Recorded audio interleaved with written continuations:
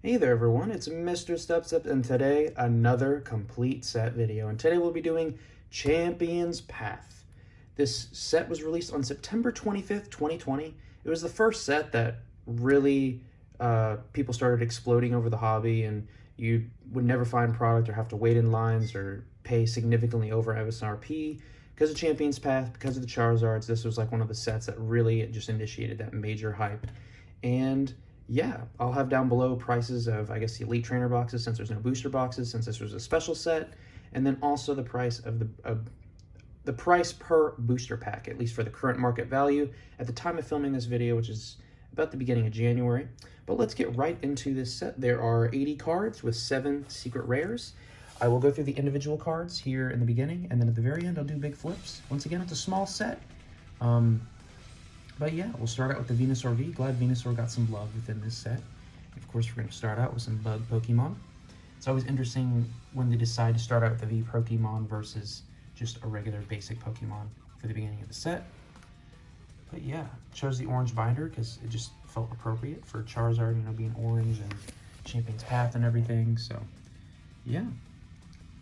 If you haven't collected this set, I would highly recommend it. Besides the Charizards, it's a very affordable set because so many packs were open and the set itself is pretty small. The reverse holos are pretty easy to come by at some local card shops if you know you have those nearby. Not everybody has those nearby, which is unfortunate, but going there, really cost-effective way to pick up all the loose singles that you're missing within a set, especially for modern sets, because even like the Vs and the V Maxes, a lot of them are getting less than like $1, at least less than $2. Love this Gardevoir V Max. And look at that, we're already into the Psychic Pokemon, going right through this set. Hopefully it'll be a shorter video for y'all. Let me know if you have a complete set of Champion's Path, or if not, what cards you're missing, or if you just hate this set all around, you know? People call it the Champion's Path, what have you. I do really like this Alcremie VMAX artwork, and there were some decks that played that card at one time. Oh, now we're getting to the infamous Machamp that was in this set. Every pack contained at least a holo rare, so it was one of those special sets. Not all the special sets do that for you, like Hidden Fates didn't, but sets like Champion's Path, Shining Legends, they do. They do.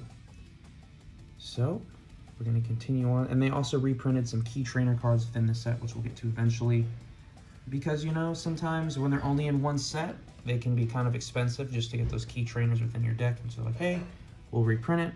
And that was that. You have the Zigzagoon. This isn't the good Zigzagoon from Sword and Shield base, which is unfortunate, but that's okay.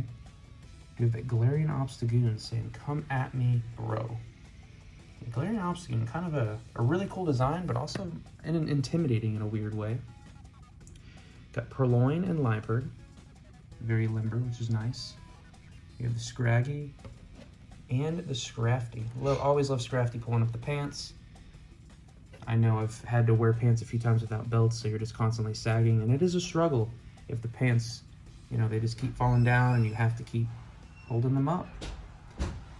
Going to Nickit and the Duraludon V. Nice. And the Swablu. I know I still see some Duraludon V Max decks hovering around because of that unique ability where those abilities don't matter, or it attacks straight through abilities. I can't remember. It's just a good disruptive deck. Oh, maybe it's like any attacks that have special energy or something. You can't do anything to Duraludon, or I can't remember off the top of my head, but it definitely counters the deck that I'm currently using. Got the Kabu and the Marnie.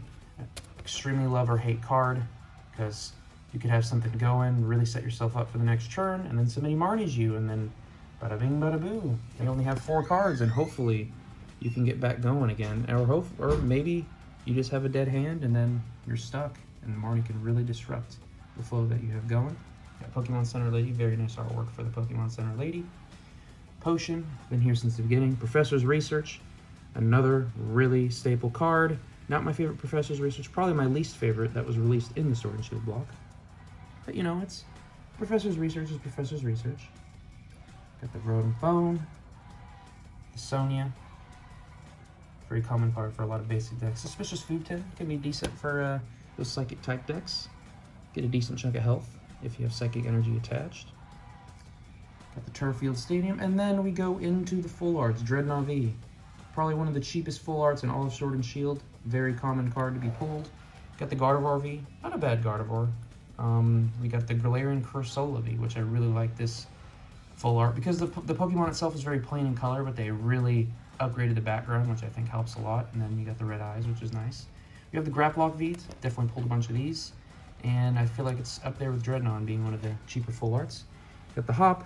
Every generation comes out with a new one. Usually it's a rival. You draw 3 cards, pretty simple. Oh, a Fire Energy card. Would you look at that? And of course, reason why, actually this wasn't the reason why I was being held back from completing the set. It was purchasing the final card within this set that ended up being one of my most expensive, actually probably my most expensive single purchase to this date.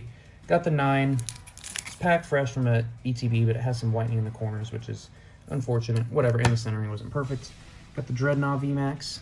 Got the Gardevoir VMAX. Love that Gardevoir. The mouth always throws me off. I was like, is it open? Is it closed? It looks like a beak if you look at it from certain angles. Got the Kabu. Got the Piers, the Singer, and then we have the Charizard V Shiny. As of right now, this Charizard is still more expensive, but I like this Charizard a lot better. I just love that design, the shiny, the black. It just looks really good. I'm not going to get this graded because I just purchased it individually. I'm not really interested in getting cards that I don't pull graded unless I'm trying to do like a full set of something. Suspicious Food tin, the trolling tin. A lot of people are like, oh yeah, I pulled the gold piece of trash or whatever. So, and I did include the reverse holo energies because I'm always a huge fan of these. Hopefully within Crown Zenith we get the reverse holo energies of the new energies that started with Brilliant Stars this year. But yeah, these are nice. It even includes the Fairy energy, which is nice. Try to get one full holo, and now we can go through the full pages. Include Charizard there, so you get that full visual. Look at that. That's probably the prettiest page we got going on. And we'll go back through the rest of the set and complete this video. Once again, let me know what you thought. Was Champion's Path one of the worst sets in the Sword and Shield block? Let me know. I know the sealed product goes for a decent chunk, as do all special sets, which is unfortunate. Like, what was it, Dragon's Majesty? I think that's a very average set, but all the sealed product goes for a lot because, you know, it's just a bunch of it's printed at one time, and then that's kind of it. They don't really do too much reprinting of special sets, except for Hidden Fates. Hidden Fates was like the one exception because the prices of Hidden Fates just were ridiculous. But because they did that, there's always a chance in the future for them to reprint others. I know they did reprint the Champion's Path Elite Trainer box at one point, but, you know, it's a hefty price right now. So I want to thank you all so much for watching. Once again, let me know what you thought, and I'll catch y'all in the next one.